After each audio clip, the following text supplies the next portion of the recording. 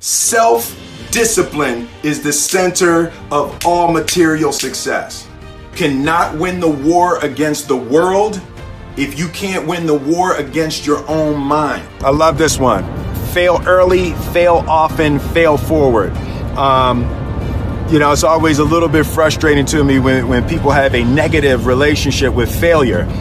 Failure is a massive part of being able to be successful. You have to get comfortable with failure. You have to actually seek failure. Failure is where all of the lessons are. When you go to the gym and you work out, you're actually seeking failure. You want to take your muscles to the point where you get to failure, because that's where the adaptation is. That's where growth is. Successful people fail a lot. They fail a whole lot more than they succeed, but they extract the lessons from the failure, and they use that the energy, and they use the wisdom to come around to the next phase of success. You gotta take a shot. You have to live at the edge of your capabilities. You gotta live where you're almost certain you're gonna fail. That's the reason for practice. Practice is controlled failure. You're getting to your limit, getting to your limit, getting to your limit. You can't lift that, you can't do that, until you get to the point that all of a sudden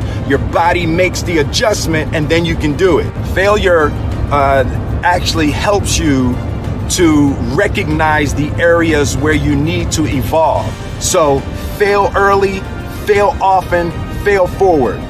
So a dude screamed to me the other night, "Hey, Will, I want to be an actor, man. I want to be an actor just like you."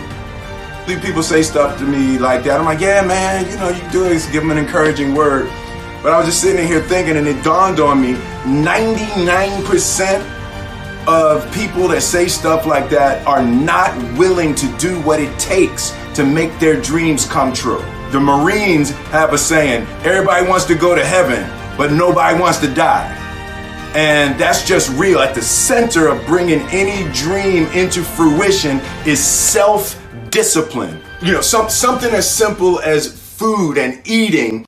It's not about your body as much as it is about your mind. It's getting command of your mind to be able to choose actions that are in your own best interest. Every day, we are choosing shit that's not in our own best interest. Right? So if the world is attacking you, and the world wants to fight you, and the world's trying to hold you down, so you're going to kick yourself in the balls? So you're going to stop yourself from getting what you dream. Self-discipline is the center of all material success. You cannot win the war against the world if you can't win the war against your own mind. The only thing that I can see, and you can never really look at yourself, the only thing that I see that is distinctly different about me is I'm not afraid to die on a treadmill. Right? I will run. You would not be outworked. I will not be outworked. Right. Period. Yeah. You might have more talent than me. You might be smarter than me. You might be sexier than me. You might be all of those things. You got it on me in 9 categories. But if we get on the treadmill together, right, there's 2 things. You're getting off first, or I'm going to die. It's really that simple, right? So let's go back to the question about what if people block me out. It's going to be 2 options. Yeah. I'm going to get back in, or I'm going to be dead, right? It's like, you're not going to outwork me. It's such a simple, basic concept. It's the guy who is willing to hustle the most is going to be the guy that just gets that loose ball. He got 2. Ooh, God, he grabbed that one. That was going to be out of bounds, but he saved it back in. It's like the commodity that I see the majority of people who aren't getting the places they want or aren't achieving the things that they want in this business is strictly based on hustle. It's strictly based on being outworked. It's strictly based on missing crucial opportunities. I say all the time, if you stay ready, you ain't got to get ready. I believe that self-discipline is the definition of self-love. That when you say that you love yourself, that means that you have behavior towards yourself that is loving. It's like you say to yourself, hey man, look, I know you want to eat that pizza and it'll be really good, but I can't let you eat that, man, because if you eat that pizza, you're going to feel like shit, and I love you too much to let you eat that.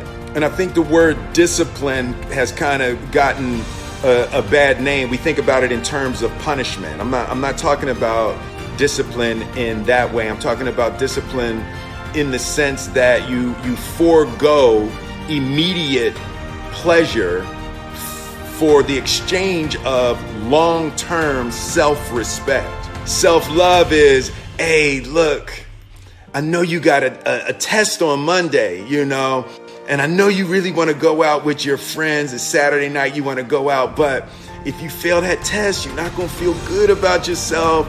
I love you too much to let you go out tonight. Self-discipline is self-love. If you want to be happy, you have to love yourself, which means you have to discipline your behavior. The road to sustained happiness is through disciplining your behavior. And I learned very young from parents. From my parents, absolutely, that you don't try to build a wall. You don't set out to build a wall. You don't say, I'm going to build the biggest, baddest, greatest wall that's ever been built. You don't start there. You say, I'm going to lay this brick as perfectly as a brick can be laid. There will not be one brick on the face of the earth that's going to be laid better than this brick that I'm going to lay in this next 10 minutes. And you do that every single day. And soon you have a wall. Yeah. And I think psychologically, the advantage that gives me over a lot of people that I have been in competition with in different situations is it's difficult to take the first step when you look how big the task is. The task is never huge to me. It's always one brick. Me too. Greatness is not this wonderful, esoteric, elusive, God-like feature that only the special among us will ever taste. It's something that truly exists in all of us. It's very simple. This is what I believe, and I'm willing to die for it. Period. It's that simple. I know who I am and I know what I believe. I know who I am, I know what I believe. That's all I need to know. And that's all I need to know. So from there, you do what you need to do. And I think what happens is we make the situation more complex than it has to be. Because we're looking for complexity. There's got to be something complex to understand. It can't be that easy. The separation of talent and skill is one of the greatest misunderstood concepts for people who are trying to excel, who have dreams, that want to do things. Talent you have naturally. Skill is only developed by hours and hours and hours of beating on your craft. I've never really viewed myself as particularly talented. Where I excel is ridiculous, sickening work ethic. While the other guy's sleeping, I'm working. While the other guy's eating, I'm working. There's no easy way around it. No matter how talented you are, your talent is going to fail you if you're not skilled. If you don't study, if you don't work really hard and dedicate yourself to being better every single day. If there was one concept that I would suggest to people to take a daily confrontation with, is fear. The problem with fear is that it lies, right? So fear tells you, hey, if you say that to that girl, she's gonna know she has you, and she'll never really be attracted to you if she knows how much you attracted to her. Don't say that. No, how we get her is when she walks by, ignore her. Right, so Snoop, it's like pop it on your shoulder. Fear tells you dumb shit like that, right? You know, so for me, the daily confrontation with fear has become a real practice for me since about three years ago.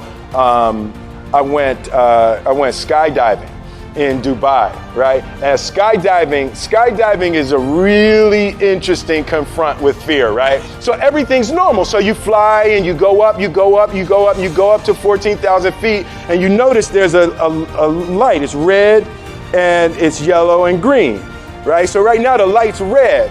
So then you start thinking at some point the light's gonna go green, but you don't know what's gonna happen, right? And you wait and it goes yellow, and the light goes green, and somebody opens the door, and in that moment you realize you've never been in a freaking airplane with the door open. Right? Terror, right? So you go, and then, you know, if you were smart, you sat in the back so you don't go first, right? And then people start going out of the airplane, and you go, and the guy walks you up to the end of the thing, and you're standing and your toes are on the edge and you're looking out down to death. And they say, on 3. And they say, 1, 2. And he pushes you on 2 because people grab on 3, right? Right? And you go, and you fall out of the airplane. And in 1 second, you realize that it's the most blissful experience of your life. You're flying, right? It doesn't feel like falling, right? It's like you actually are kind of held a little bit by the wind, and then you start falling, and there's zero fear. You realize at the point of maximum danger is the point of minimum fear. It's bliss. It's bliss. And you're flying. Right? And you're doing that. And then 20 seconds, 25 seconds, 40 seconds. And you have enough time to just kind of be like, oh, shit, that's that building. That's not like that, man. Oh, you can see the ocean. Right? You start doing all of that. And the lesson for me was, why were you scared in your bed the night before? What do you need that fear for? Just don't go. Why are you scared in your bed 16 hours before you jump? Why are you scared in the car? Why could you not enjoy breakfast? What did you need that? The fear is fear of what? You're nowhere even near the airplane. Everything up to the stepping out, there's actually no reason to be scared. It only just ruins your day. You don't have to jump. And then in that moment, all of a sudden, where you should be terrified is the most blissful experience of your life. And God placed the best things in life on the other side of terror. On the other side of your maximum fear are all of the best things in life.